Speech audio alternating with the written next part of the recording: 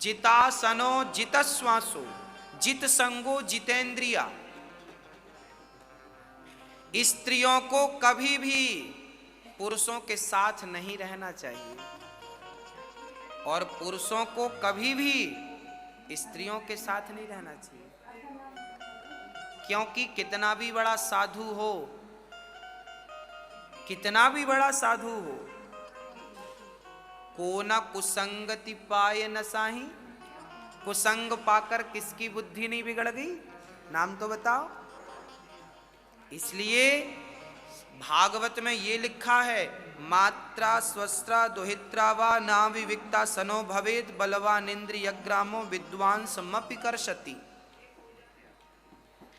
अकेले में अपनी माँ के साथ भी नहीं रहना चाहिए, अकेले में अपनी बेटी के साथ भी नहीं रहना चाहिए, और अकेले में अपनी बहन के साथ भी नहीं रहना चाहिए। अकेले में, एकांत में, एक ही कमरे में, अकेले माँ के साथ। जवान बेटा अपनी माँ के साथ अकेले में ना रहे, जवान भाई अपनी जवान बहन के साथ अकेले में ना रहे, जवान बेटी के साथ बाप अकेले में ना रहे। क्यों ना रहे? क्योंकि इन इंद्रियों का भरोसा नहीं। ये हम नहीं कह रहे हैं, भागवत के 9वें स्कंद में लिखा है, ययाति जी कह रहे हैं।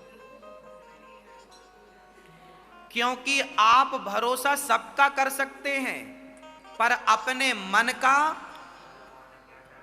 नहीं कर सकते। इसलिए निवेदन है कि आजकल क्या चलता है, अरे महाराज जी साथ में रहने से क्या होता है? साथ में है बहुत कुछ होता है, बहुत कुछ होता है। इसलिए ये मर्यादाएं जो आपके बाप दादों ने बनाई थी वो गलत नहीं थी, उन मर्यादाओं का आपको पालन करना पड़ेगा।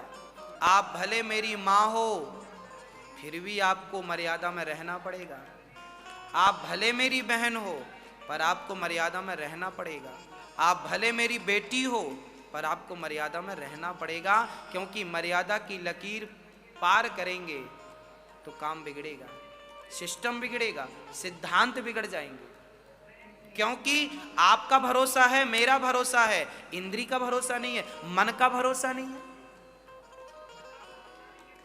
इसका उदाहरण भी भागवत में है। एक सौभरी नाम के ऋषि थे, उदाहरण समझिएगा। एक ऋषि थे, उनका नाम था सौभरी। वो नदी में खड़े होकर तप कर रहे थे, नदी में,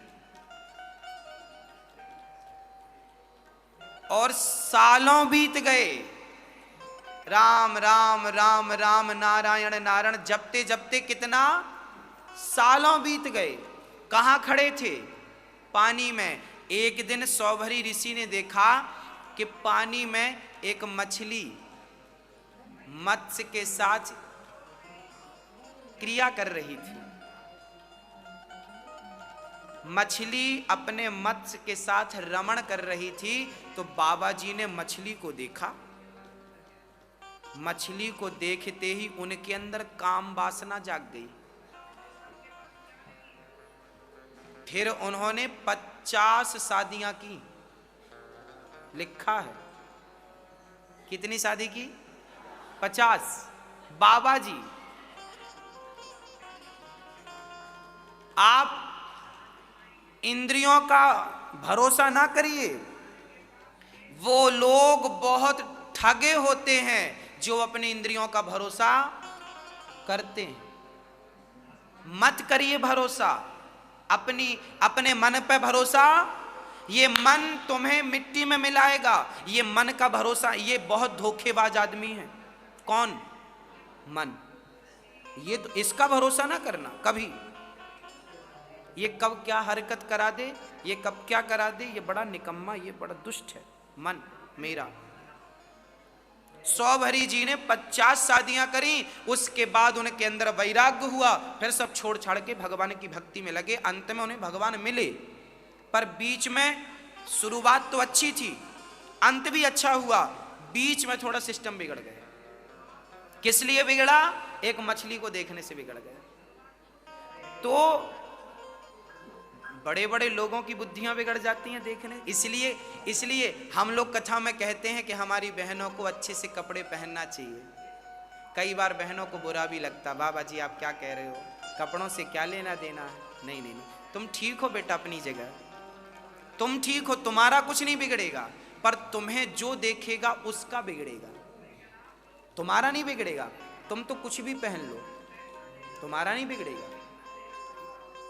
जो तुम्हें देखेगा, साधु की साधुता बिगड़ सकती है तुम्हें देख के, साधु की साधुता बिगड़ सकती है तुम्हें देख के, क्योंकि इंद्रियां बड़ी प्रबल है, क्योंकि मन कंट्रोल के बाहर है। इंद्रियों का भरोसा ना करना, लाख बार शास्त्र कह रहे हैं, हम भी आपको कह रहे हैं। इसलिए शादियां होती थी कि अपने पत्नी के साथ रहो, अपने पति के साथ रहो। इसलिए हमारे भगवान गृहस्थ थे, राम जी गृहस्थ थे, कृष्ण जी गृहस्थ थे, स्वयं गुरु जी वशिष्ठ जी गृहस्थ थे, क्योंकि पत्नी के साथ आप रहेंगे तो आपकी इंद्रियां कंट्रोल रहेंगी, फिर आपको परेशान नहीं करेंगी। इसलिए नारियां होती हैं, पत्नी होती हैं। पुरुष अपनी पत्नी के साथ रहे, पत्नी अपने पति के साथ रहे, खुश रहो। इसलिए ये रिश्ते बनाए गए हैं, शादी करी गई हैं, पति पत्नी है, प्यारा रिश्ता है ये। हमारे शास्त्रों में जो है, हमारे जीवन में जो है, एक गंभीर दृष्टि से देखा जाए तो सब उचित है जो था, गलत नहीं है। ऐसा नहीं कि अब शादियां गलत हैं, पत्नी गलत ना, पत्नी एक किला है। पहले के जमाने में राजा महाराजा किला बनवाते थे। किला कैसा होता था कि हम तो दूसरों को, हम अपने दुश्मन को मार सकते थे, पर उसका वार हमें नहीं। किला ऐसा होता था कि हम तो मार सकते थे दुश्मन को, पर वो हमें, क्योंकि किला हमारी क्या करता था, रक्षा करता था। जैसे किला हमारी रक्षा करता था, ऐसे पुरुष की रक्षा उसकी पत्नी करती है। पत्नी एक किला है, इस किला में रह के पुरुष को अपनी इंद्रियों को जीतना होता है, भोगी नहीं बनना होता, इंद्रियों को जीतना। पत्नी एक किला है, पति के लिए पत्नी किला है, और पत्नी के लिए पति किला है, कि तुम्हें इसके साथ रहकर अपनी इंद्रियों पर विजय पाना है।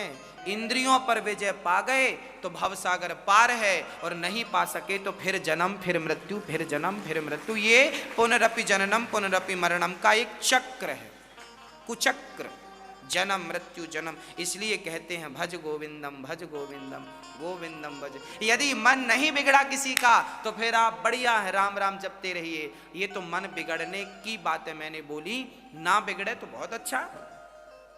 अब जरूरी नहीं है कि जितने हमारे ब्रह्मचारी संत हैं इनका मन बिगड़ा, ना ना ना।